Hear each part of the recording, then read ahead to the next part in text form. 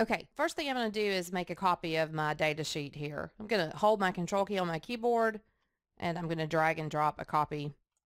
Some of you might do this by right-clicking the sheet and doing move or copy, but a simple control drag, super easy. Okay, I'm going to go ahead and create a sheet for my SUMIF. Okay, go back over to my data too. I really want to sum the total orders for the ship via. And I'm going to do that by doing a simple SUMIF. This will be my criteria range, and this will be my sum range. Okay, I'll go ahead and place my cursor on L2 there. All right, let me go ahead and go to SUMIF. Now, I could go ahead and type out all the different shippers, but it will be a whole lot easier if I just do that directly. So I'll go ahead and highlight column L. I'll right-click and make a copy of it. I'll go to SUMIF, and I'll paste it. I'll go to Data.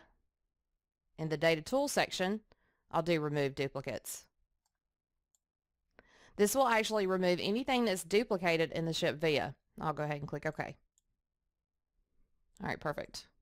Don't have to think about how it's typed or retype it. Okay, I'll go ahead and do totals.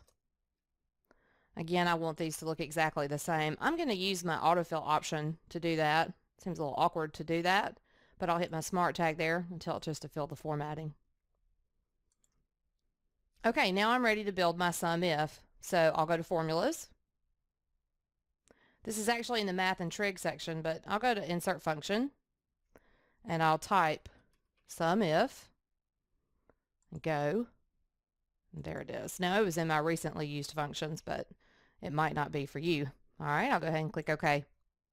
So now it's asking me for my range. So that's the sales I want evaluated. That means that's the sales I want it to look for UPS or Pickup or FedEx.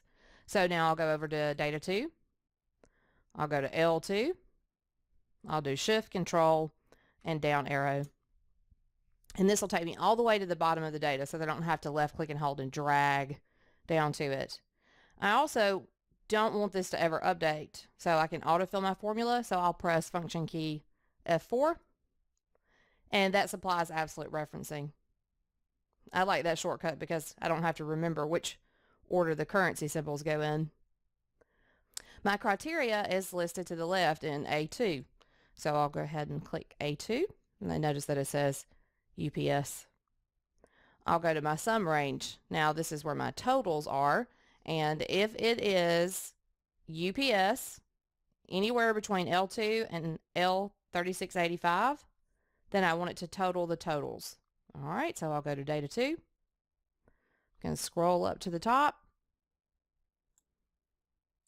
I'll have to move my function arguments here. I'll click on H2. I'll do Shift, Control, and down arrow. And that data range for this particular sheet is very specific. I don't want it to update, so I'll go ahead and do F4. And then I'll click OK. All right, I'll go ahead and format it to look like money. So I went to my Home tab, and I'll choose my currency symbol. I'll go ahead and double click. And then I'll autofill it all the way down.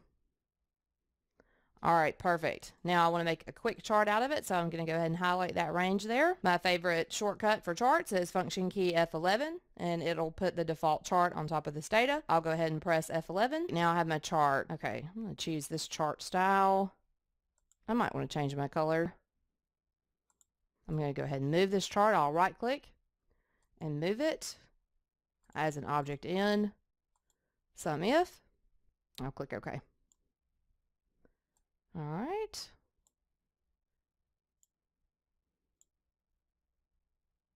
There's your introduction to using remove duplicates, SUMIF, and building a quick chart.